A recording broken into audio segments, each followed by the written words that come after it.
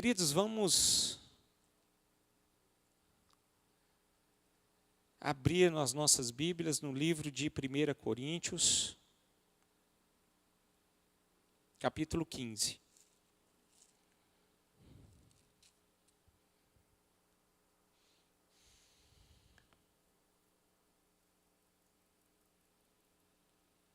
Primeiro Coríntios 15.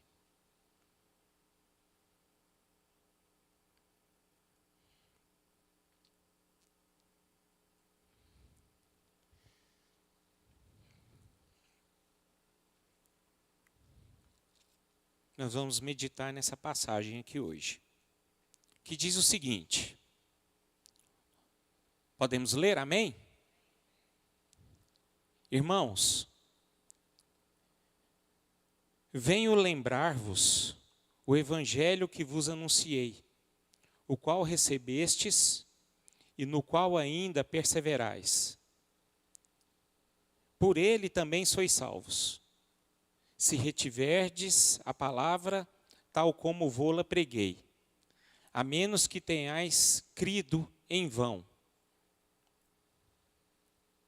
Antes de tudo, vos entreguei o que também recebi, que Cristo morreu pelos nossos pecados, segundo as Escrituras, e que foi sepultado e ressuscitou ao terceiro dia, segundo as Escrituras. E apareceu a Cefas e depois aos 12. Depois foi visto por mais de 500 irmãos de uma só vez, dos quais a maioria sobrevive até agora, porém alguns já dormem.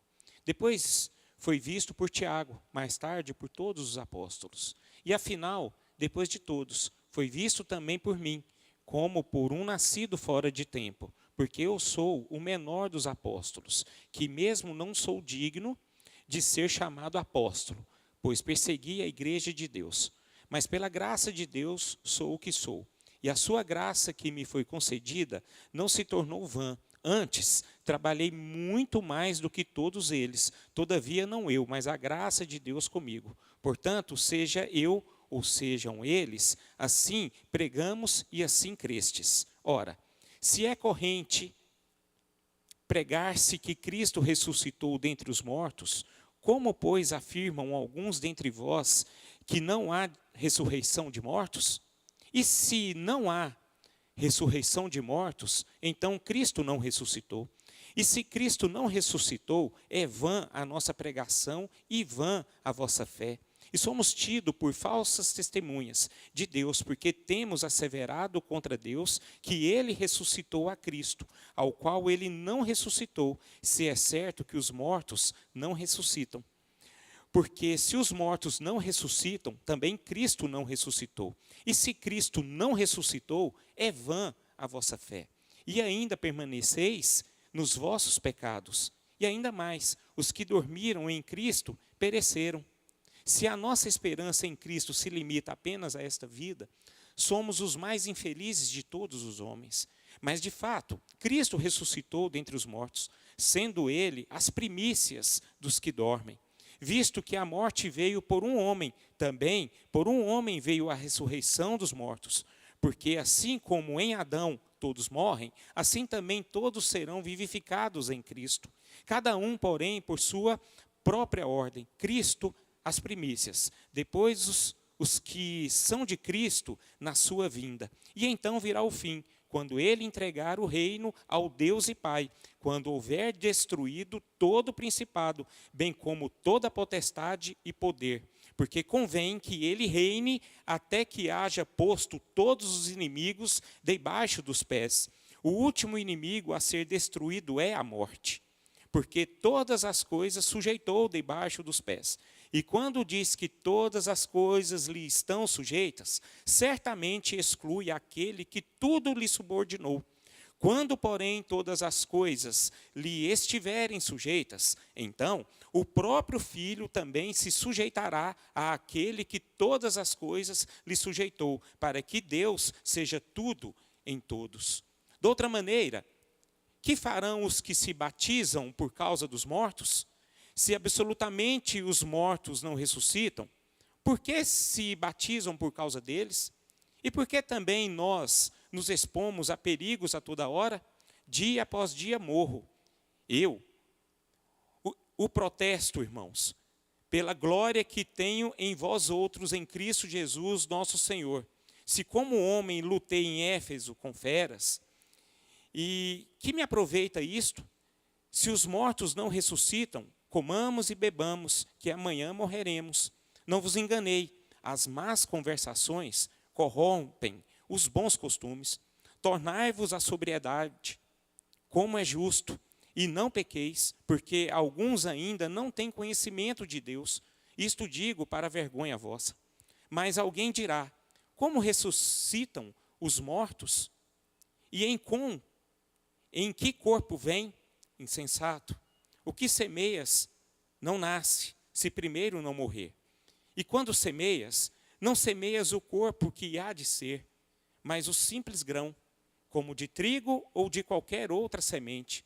Mas Deus lhe dá corpo como lhe aprouve dar, e a cada uma das sementes o seu corpo apropriado. Nem toda a carne é a mesma, porém, uma é a carne dos homens, outra a dos animais, outra a das aves e outra a dos peixes. Também há corpos celestiais e corpos terrestres, e sem dúvida, uma é a glória dos celestiais e a outra a dos terrestres. Uma é a glória do sol, outra glória da lua, e a outra a das estrelas, porque até entre estrelas e estrela há diferenças de esplendor. Pois assim também é a ressurreição dos mortos. Semeia-se o corpo na corrupção, ressuscita na incorrupção. Semeia-se em desonra, ressuscita em glória. Semeia-se em fraqueza, ressuscita em poder. Semeia-se o corpo natural, ressuscita corpo espiritual. Se há corpo natural, há também corpo espiritual. Pois assim está escrito, o primeiro homem, Adão, foi feito alma vivente. O último Adão, porém, é espírito vivificante. Mas não é primeiro o espiritual, e sim o natural, depois o espiritual. O primeiro homem formado da terra é terreno, o segundo homem é do céu. Como foi o primeiro homem, o terreno, tais são também os demais homens terrenos. E como é o homem celestial, tais também os celestiais. E assim como trouxemos a imagem do que é terreno, devemos trazer também a imagem do celestial. Isto afirma, irmãos, que a carne e o sangue não podem herdar o reino de Deus, nem a corrupção herdar a incorrupção. Eis que vos digo um mistério, nem todos dormiremos, mas transformados seremos todos, num momento, num abrir e fechar de olhos, ao ressoar da última trombeta. A trombeta soará, os mortos ressuscitarão incorruptíveis, e nós seremos transformados, porque é necessário que este corpo corruptível se revista da incorruptibilidade, e que o corpo mortal se revista da imortalidade. E que este corpo corruptível se revestir da incorruptibilidade, e o que é mortal se revestir de imortalidade, então se cumprirá a palavra que está escrita: tragada a morte, foi a morte pela vitória. Onde está, ó morte, a tua vitória? Onde está, ó morte, o teu aguilhão? O aguilhão da morte é o pecado, e a força do pecado é a lei. Graças a Deus que nos dá a vitória por intermédio de nosso Senhor Jesus Cristo. Portanto, meus amados irmãos, sede firmes, inabaláveis e sempre abundantes na obra do Senhor, sabendo que no Senhor o vosso trabalho não é vão. Pai, em nome de Jesus, nós estamos, ó Deus, diante da Tua palavra e peço, ó Deus, que por meio dela a Tua igreja seja edificada. É assim que nós oramos. Em nome de Jesus, amém e amém. Amém. Graças a Deus. Este capítulo é um capítulo que fala de uma forma bastante direta a respeito da ressurreição de Jesus Cristo. E Paulo foi esse homem que escreveu essa carta, essa mensagem, esse texto para o povo de Coríntios. E o povo de Coríntios, naquele tempo, eles não entendiam absolutamente nada a respeito da ressurreição de Cristo. E creio eu que existem muitos que fazem parte da igreja que ainda não têm a compreensão do que é a ressurreição, o que significa, o que é a ressurreição de Jesus Cristo. Qual foi o impacto que essa ressurreição trouxe para todos nós. E Paulo ele fala de uma forma bem objetiva, bem direta, e eu gosto disso, porque dá para perceber exatamente, de fato, a doutrina cristã evangélica. É essa que nós devemos seguir. E é essa que Paulo nos demonstra, a que nós devemos crer e que nós devemos confiar. E eu achei interessante que, por que Paulo, antes de passarmos aqui para as lições, Paulo, por que Paulo estava falando exatamente isso para o povo? Primeiro, Paulo ele já havia falado a respeito da ressurreição para os cristãos. Aqueles que ouviam, criam, e eles eram batizados e caminhavam e começavam a falar de um Jesus Cristo ressuscitado. Mas naquele tempo existiam outros povos, né? Principalmente aqueles judeus da parte dos saduceus, eles não criam na ressurreição de Jesus. E também aqueles filósofos gregos, eles não admitiam de forma alguma a ressurreição de Jesus Cristo. Ele não acreditava, não confiava, a tal ponto que o próprio Paulo, ele foi açoitado por isso. Se nós olharmos no livro de Atos, nós percebemos que Paulo, ele foi preso em Jerusalém por pregar essa ressurreição. E ele só não foi preso, queridos, ele foi também açoitado por isso. Existe também uma passagem em Atos capítulo 17, em que ele foi a Atenas, depois ele estava em Tessalônica, de Tessalônica ele foi para Atenas, e lá em Atenas existiam vários deuses. E ele começou a falar de um Deus desconhecido. Aí porque quando ele chegou lá em Atenas, existiam vários deuses em estátuas. Aí existia um altar lá que falava de um Deus desconhecido. E foi exatamente esse Deus desconhecido que Paulo começou a pregar para os atenienses. E o que aconteceu? Os atenienses não creram na pregação de Paulo.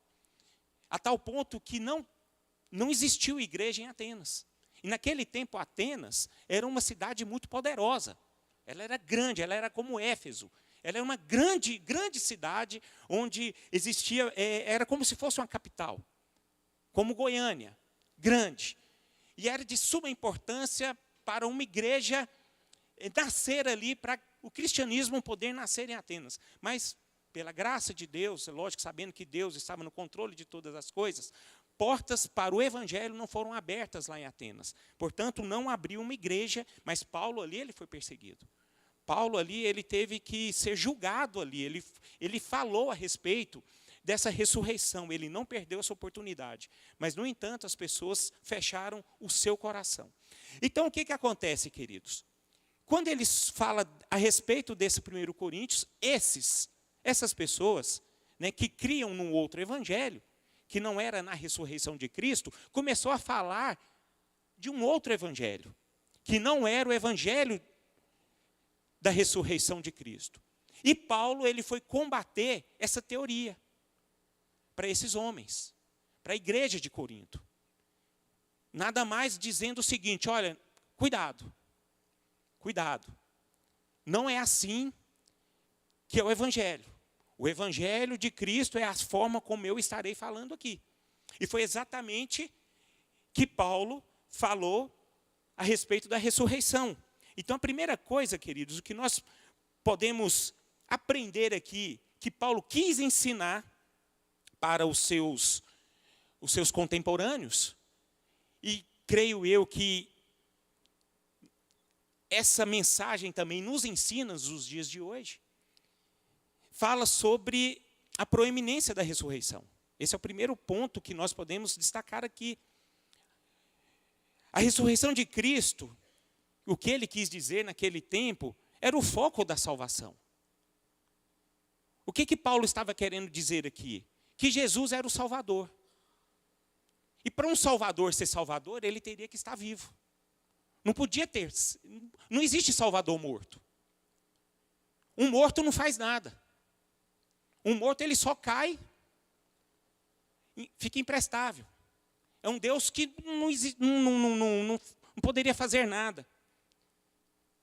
E ele quis dizer, se Cristo não ressuscitou, ele não tinha nenhuma credencial para salvar. É o que está escrito aqui, nos 4 primeiros versículos, dizendo o seguinte, vamos ler mais uma vez, irmão, venho lembrar-vos o evangelho que vos anunciei, o qual recebestes e no qual ainda perseverais. Por ele também sois salvos, se retiverdes a palavra tal como vou-la preguei, a menos que tenhais crido em vão. Antes de tudo, vos entreguei o que também recebi, que Cristo morreu pelos nossos pecados, segundo as Escrituras, e que foi sepultado e ressuscitou ao 3º dia, segundo as Escrituras. Então, queridos, o que Paulo quis dizer aqui, que um redentor morto é impotente e nada pode fazer para redimir o pecador. Então ele quis dizer que Jesus ele morreu, mas ele ressuscitou e está vivo, pronto e ponto final. E nós como igreja nos dias de hoje, queridos, nós precisamos aprender a viver isso.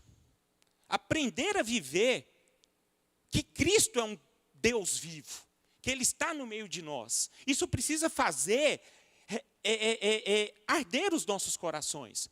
Eu percebo que Paulo, e não só apenas Paulo, mas todos os discípulos, eles criam isso no coração e fazia sentido, aquilo que eles criam na vida deles. E porque se Cristo de fato ele ressuscitou e está vivo, isso precisa fazer um efeito dentro de nós. Porque a causa que Jesus morreu e ele ressuscitou, esse efeito da ressurreição precisa fazer efeito dentro de mim. Porque eu carrego dentro de mim, eu creio num Deus que é vivo. E se ele é vivo, ele tem um plano. Ele tem um propósito. Ele tem um jeito. E esse jeito nós sabemos qual é. E é o que nós precisamos aprender. Paulo e seus discípulos e os seus companheiros, e não só apenas Paulo, mas os outros apóstolos também, queridos, eles viviam por amor de Cristo. A vida deles, em primeiro lugar, era amar a Deus sobre todas as coisas, cumprir aquilo que Deus predestinou para eles. E a Bíblia fala muito bem claro, queridos, que todos nós fomos predestinados para sermos a imagem e semelhança de Jesus Cristo. E foi exatamente que todos os apóstolos procuraram a fazer depois do impacto da ressurreição. Porque se nós entendermos o seguinte, se nós lembrarmos, olharmos para a palavra de Deus, eles só tiveram a compreensão do evangelho depois que Cristo ressuscitou. Porque até então eles eram ignorantes. O evangelho não fazia sentido na vida deles. Mas a partir do momento que eles viram que Jesus ressuscitou, tudo mudou no coração deles. E eles viveram para Cristo. Por isso que Paulo foi aquele cara que dizia o seguinte: eu carrego as marcas de Cristo em mim. Já não sou eu quem vivo, mas Cristo vive em mim. E ele estava pronto para morrer para Cristo. E esse é o grande desejo de Deus para todos nós. Que nós precisamos, que nós venhamos morrer para nós mesmos. Mas que Cristo possa ser glorificado através das nossas vidas. Esse é o impacto da ressurreição. Então, queridos, eu acho lindo também que não foi só apenas Paulo, e logo após a ressurreição, que nós podemos ver o impacto da vida de Deus em um homem. Nós podemos ver em Jó também. Naquela draga danada, Jó sofrendo, Jó perdeu tudo, né? Perdeu tudo. E ele sendo julgado pelas pessoas, mas uma coisa não saiu do coração dele. Eu acho interessante que muitos de nós passamos a mesma situação de Jó. Muitas vezes nós perdemos muitas coisas, e a primeira coisa que abala os nossos corações é a nossa fé. Mas Jó não foi assim. Se nós olharmos para Jó, mesmo diante dos percalços da vida, ainda ele declarou a frase mais linda que eu vejo na Bíblia: porque eu sei que o meu Redentor vive, e por fim se levantará sobre a terra. Ele fala isso. Ele relata isso quando ele estava sofrendo, queridos. Ele sabia que o Redentor dele era um Deus vivo. E nós carregamos um Deus vivo dentro de nós. E nós precisamos crer. E outro ponto eu acho interessante, que fala a respeito da proeminência da ressurreição, é que a ressurreição de Cristo é o foco das Escrituras, viu? Se nós quisermos pregar, vamos falar simples, vamos falar de um Cristo ressuscitado, e que Ele venceu a morte, que nós carregamos dentro de nós um Cristo que é vivo, um Cristo que venceu a morte, que luta por nós, é o dono das nossas vidas. E o que a palavra de Deus fala? Que Cristo morreu pelos nossos pecados, como diz a Escritura. Sua morte não foi um acidente, nem sua ressurreição uma surpresa. Mas a Bíblia me fala que tudo já foi profetizado. Tudo. A morte de Jesus Cristo não foi uma tragédia. A morte de Jesus Cristo ela não foi porque ele foi traído por Judas. Não foi porque ele foi condenado por Pilatos. Não.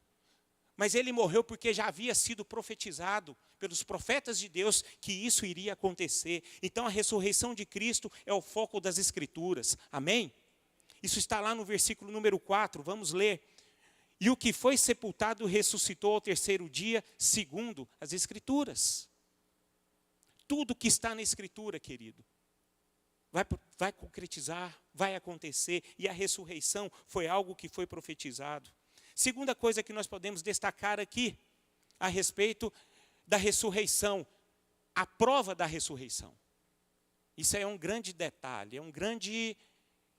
algo que nós precisamos ter em nossa mente, para sabermos, né?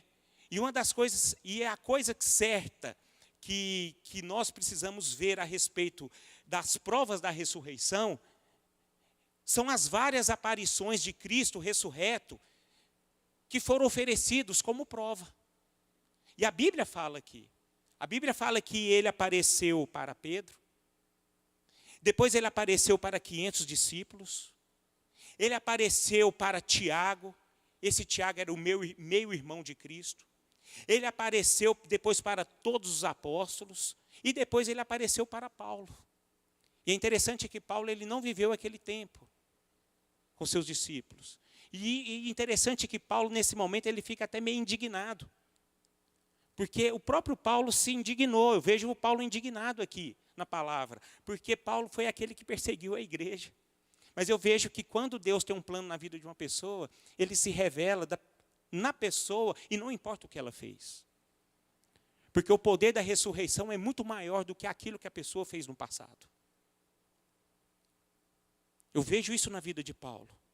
E Paulo, ele vê isso, que o impacto da ressurreição na vida dele foi um favor imerecido de Deus. Um favor imerecido de Deus. Gente, se existe uma conversão mais linda da Bíblia, foi a conversão de Paulo. Eu queria ter pelo menos um pouquinho desse homem. Cheio de unção, cheio de graça, cheio de sensibilidade, de ouvir a voz do Espírito Santo.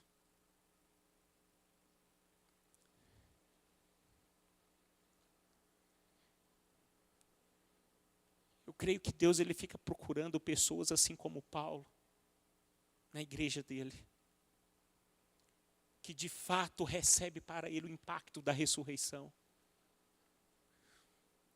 Eu vejo um apóstolo Paulo, um homem que tinha tudo, mas por amor do Evangelho ele perdeu todas as coisas. Principalmente, ele perdeu a sua vaidade, o seu orgulho. O ego dele foi trabalhado de uma forma esplendorosa. Mas Paulo permitiu para que o seu ego fosse trabalhado. E nós, como igreja, precisamos ser assim como Paulo. Queridos, essa prova histórica da ressurreição de Cristo é uma prova judicial, viu? Não tem como repetir essa prova como uma prova científica. Quando nós provamos algo que é científico, ele se repete várias vezes. Uma mulher, quando ela fica grávida, não tem jeito. Ela pode repetir várias vezes que ela vai continuar grávida. Então tem como eu repetir essas provas. Mas a prova aqui da ressurreição de Cristo foi apenas uma prova judicial. Mas todavia ela teve evidências incontestáveis.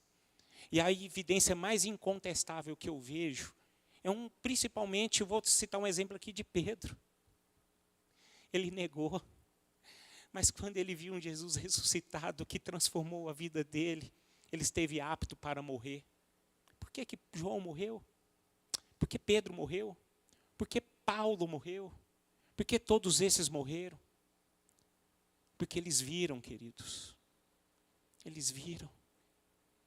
E a Bíblia fala algo muito mais interessante. Eles viram, mas felizes aqueles que não viam, mas creram na sua ressurreição. E esses somos nós, irmãos. Isso precisa arder a nossa mente, o nosso coração. A Páscoa, essa celebração que nós estamos tendo nos dias de hoje, isso não pode ser apenas nos dias de hoje. Isso tem que ser todos os dias da nossa vida. Todo dia. Eu preciso viver a ressurreição. Eu preciso ser impactado pelo poder da ressurreição. Eu preciso fazer sentido naquilo que eu declaro que Cristo vive em mim. Porque a Bíblia me fala que o Espírito Santo de Deus habita dentro de mim.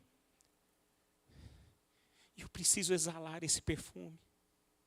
Agora, eu acho interessante, queridos, que nessa palavra aqui também houve algo que acontece, que são as dificuldades do dia a dia em relação ao Evangelho de Cristo. E aqui Paulo, ele recebe o protesto contra a ressurreição.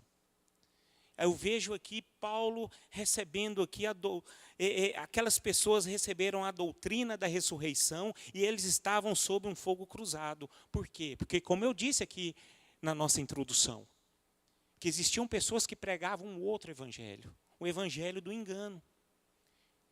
E vocês podem ter certeza de uma coisa, queridos, que sempre esses inimigos irão se levantar. Irão se levantar. E o inimigo, ele age dentro da igreja, em determinadas épocas, de coisas diferentes. Mas nós precisamos ter a sensibilidade, o que é o evangelho. E Paulo, ele não fala apenas aqui no 1 Coríntios, mas Paulo, ele fala a respeito de praticamente todas as suas cartas, a respeito do que é o evangelho. Portanto, queridos, eu quero dizer uma coisa para vocês. Leiam a Bíblia. Leiam a Bíblia. Participam das nossas reuniões, para que o enganador não venha roubar o seu coração. E muitas pessoas são enganadas, por quê? Porque não conhecem mesmo. Porque não conhecem verdadeiramente a doutrina. E é muito importante todos nós conhecermos a doutrina, para que o nosso coração nunca se desvie, nem para a direita e nem para a esquerda, mas sempre para o caminho que é de fato o Evangelho. O Evangelho. Aquelas pessoas de Coríntios, né? De Corinto, eles recebiam um bombardeio muito grande, assim como nós recebemos nos dias de hoje. Naquele tempo, os gregos, que eram a grande população ali, acreditavam no dualismo filosófico. Eu fico olhando muito a respeito de hoje, sobre a graça. Gente, eu ando muito preocupado. E nós precisamos de orar muito, para que o Evangelho de Deus seja pregado, um Evangelho genuíno, verdadeiro.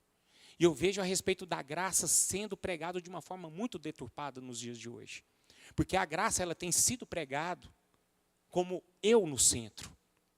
O homem no centro. Então, na graça, está vivendo um certo tipo de hedonismo. O homem no centro e não Cristo. Agora, quando a graça de Cristo ela é revelada e pregada de uma forma verdadeira, eu começo a não olhar mais para mim, mas para o próximo. Esse é o sentido da graça de Deus. Então, queridos, isso sempre vai ter. Sempre nós vai ter acusação. Sempre vai haver os inimigos do Evangelho que negam o Evangelho verdadeiro. E Paulo aqui, diante da ressurreição, ele fala para os próprios coríntios, defendendo a ressurreição de Cristo, trazendo algumas conclusões, que nós já lemos na Bíblia. Ele argumenta o seguinte: se não houvesse ressurreição, seríamos forçados a aceitar as seguintes e terríveis conclusões. Vamos pegar aqui a respeito de Cristo. Se a ressurreição não tivesse existido, a história da Páscoa seria uma mentira. Para que então que Jesus veio? Apenas para morrer? Para ser um cidadão ali, para que todo mundo ficasse encantado? Nossa, ele morreu. Não. Se não houvesse ressurreição, sobre a pregação do Evangelho, ela seria inútil para todos nós. E sobre os pregadores do Evangelho, eles seriam todos mentirosos. É o que Paulo está querendo dizer. Mas além disso, ele fala sobre os crentes vivos. Os crentes que somos nós, se nós não acreditássemos, se não existissem a ressurreição, a nossa confiança em Deus seria sempre vazia, sem valor e sem esperança. E pior de tudo, nós permaneceríamos sempre no nosso pecado. Seríamos as pessoas mais miseráveis deste mundo. E se nós sofrêssemos por Cristo, nós seríamos as pessoas mais tolas deste mundo. Sobre os crentes mortos, eles seriam mortos para sempre e jamais ressuscitariam. E sobre a presente vida, deveríamos vivê-la plenamente, pois amanhã morreríamos. Isso se não existisse a ressurreição. Esses seríamos nós. Então nós estaríamos aqui hoje, queridos, fazendo o quê? Participando de um clube social? De um momentinho de comunhão aqui? Sim, estaríamos. Uma vida sem propósito. Mas Paulo, acho interessante que ele repreende tudo isso. Paulo, ele argumenta essa verdade falando assim, olha gente, se Cristo não houvesse ressuscitado, isso que iria acontecer conosco. Mas de fato, Cristo ressuscitou. E ele repreende. Ele repreende firmemente os cristãos que estão dando ouvidos às mentiras dos não crentes acerca da ressurreição. E o que ele argumenta?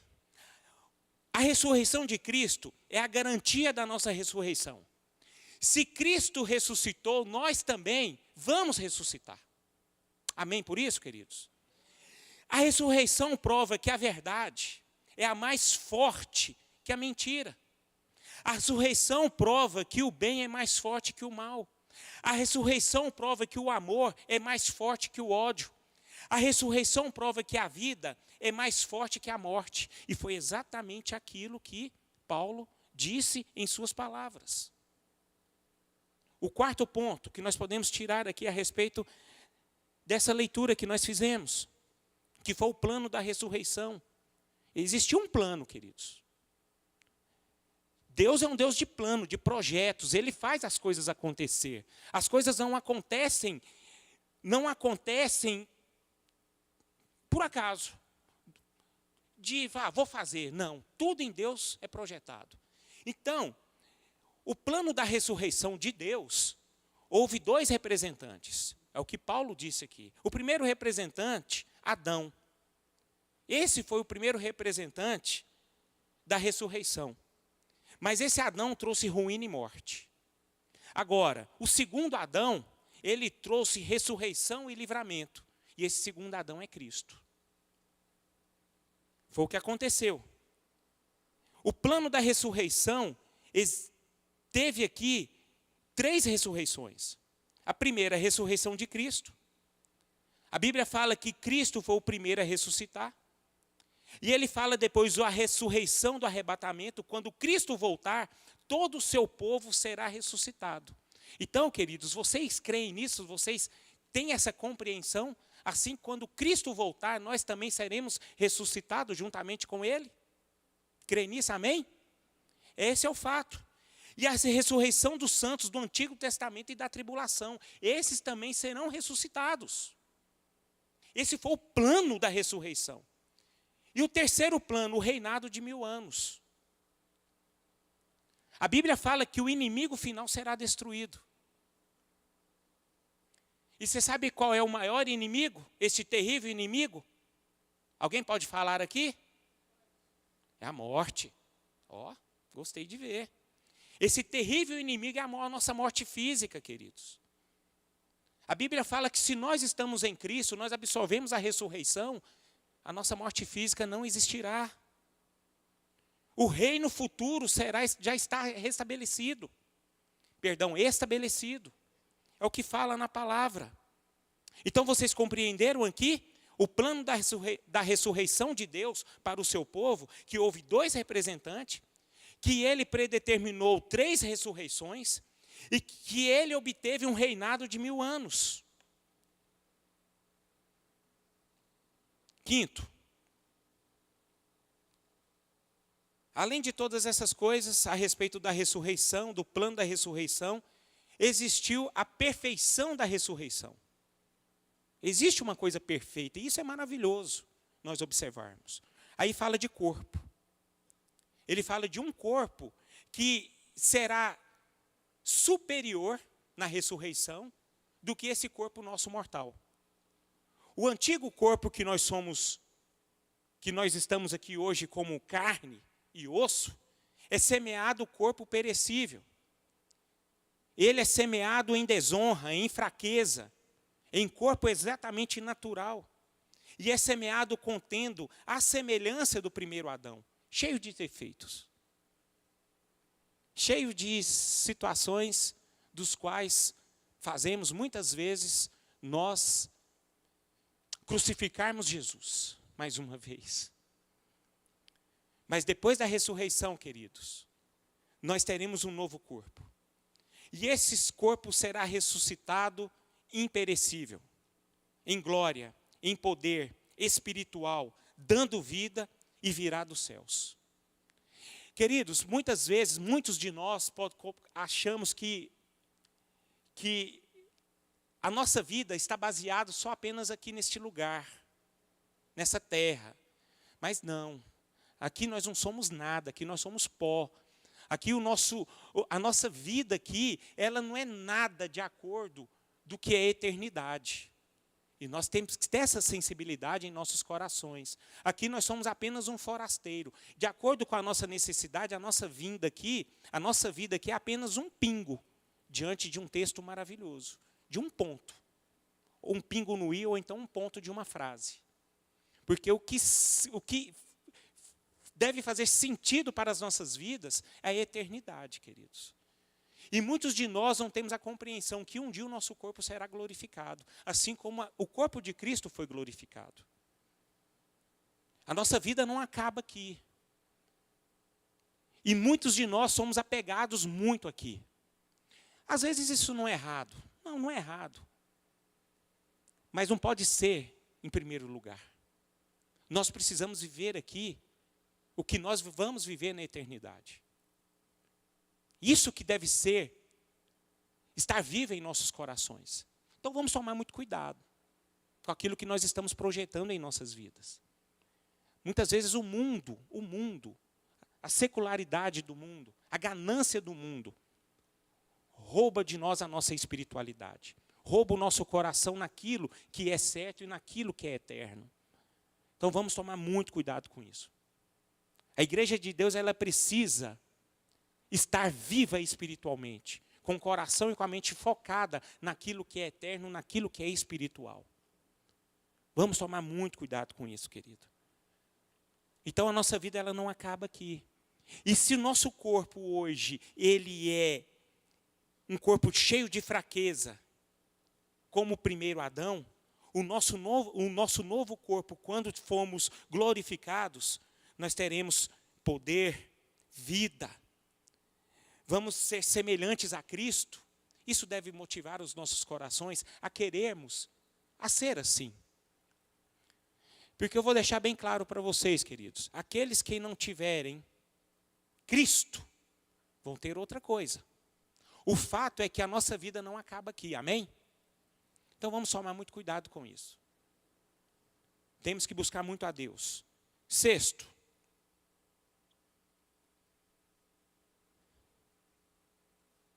a promessa da ressurreição. Você viu tanto que a ressurreição ela foi projetada? A ressurreição ela é maravilhosa. Então, nós podemos destacar aqui a situação que exige uma promessa. Carne e sangue não podem herdar o reino de Deus. Amém, queridos? Então, vamos tomar cuidado. Como é que está a nossa mente? Por isso que nós precisamos colocar a nossa mente naquilo que é espiritual. O segredo associado à promessa. Isso acontecerá no tempo correspondente a um piscar de olhos, viu?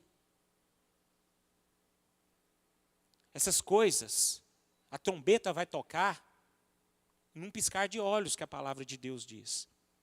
E se nós não observarmos, gente, o dia está próximo. Há 20 anos atrás eu falava assim, eu ouvia e falava, nossa gente, estão acontecendo tantas coisas absurdas, que o negócio está chegando. Passaram-se 20 anos. O negócio continua mais feio ainda. Hoje, o negócio está tão feio, porque a gente nem pode mais falar o que está feio. Tanto que o negócio está feio. Porque se eu falar aqueles negócios que estão feios, é perigoso a gente nem poder transmitir. Mas o negócio está feio, queridos. E vamos tomar cuidado, Jesus está voltando. Isso é para a igreja. A nossa mente tem que estar voltada para aquilo que é espiritual, porque quando ele voltar, vai ser apenas como um soar de trombetas. Rápido. Não vai ter nem tempo de você encher o seu azeite na sua botija. Não vai ter tempo. Aí nós não podemos ser aqueles imprudentes. Vamos tomar cuidado.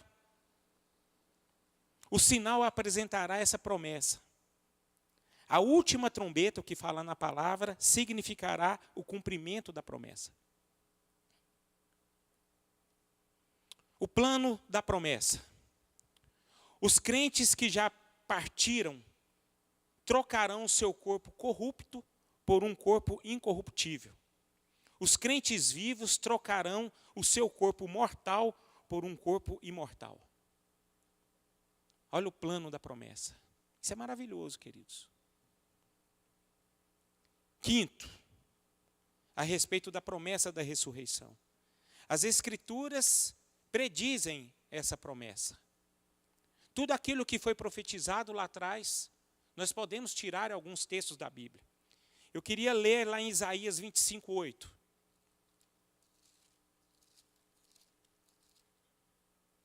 Isaías 25:8 diz o seguinte: tragará a morte para sempre, e assim enxugará o Senhor Deus as lágrimas de todos os rostos, e tirará de toda a terra o opróbrio do seu povo, porque o Senhor falou. Glória a Deus por isso, queridos. Oséias 13:14. Projeta para nós, por favor, Oséias 13:14.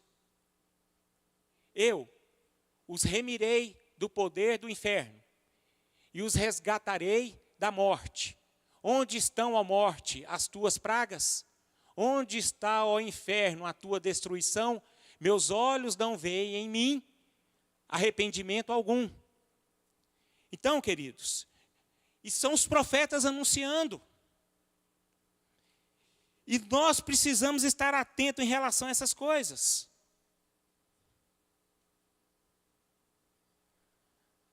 A força proveniente da promessa.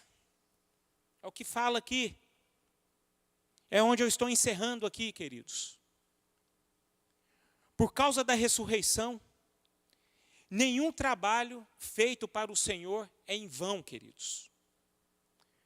Então, se nós, como igreja, ainda não estamos com o nosso corpo glorificado, nós precisamos trazer impacto da ressurreição em nossas vidas. E o maior impacto da ressurreição de Cristo em nossas vidas é trabalhar para o reino de Deus. Mas não só apenas aqui na igreja. Espero que Deus esteja falando esta manhã com aqueles que só ficam sentados no banco. Glória. Glória a Deus por isso. Mas nós precisamos também, queridos, trabalhar lá fora. Sendo testemunhas. Falar de Cristo. Trabalho de evangelização. Falar do impacto da ressurreição. Porque o que transforma a vida da pessoa, queridos, o que leva a pessoa ao arrependimento, é ela entender isso que nós estamos falando. Um Cristo ressuscitado, que tem uma vida após essa morte aqui terrena. Que as pessoas precisam se arrepender de seus pecados e entender qual é o impacto da ressurreição. Isso é a Páscoa. Isso é a vitória que Deus nos deu. Se nós declaramos que nós somos vitoriosos, e nós somos vitoriosos em Cristo Jesus, é porque a ressurreição faz parte da minha vida. Não existe outro evangelho, amém, queridos? Não existe outro evangelho. Não existe aquele evangelho que só quer declarar bênção sobre a sua vida. Em Cristo Jesus nós somos mais que vencedores. Vou ganhar não sei quantos reais. Isso é mentira, queridos. Nós somos vitoriosos em Cristo Jesus é porque nós fazemos parte de um reino. E esse reino ele já foi estabelecido. Esse reino foi estabelecido por conta da ressurreição de Jesus Cristo. Por isso que a Ele pertence toda a honra, toda a glória, toda a adoração pelos séculos dos séculos. Amém. Se não fosse Ele, nós estávamos perdidos. Se não fosse Ele, nós não teríamos vida. E eu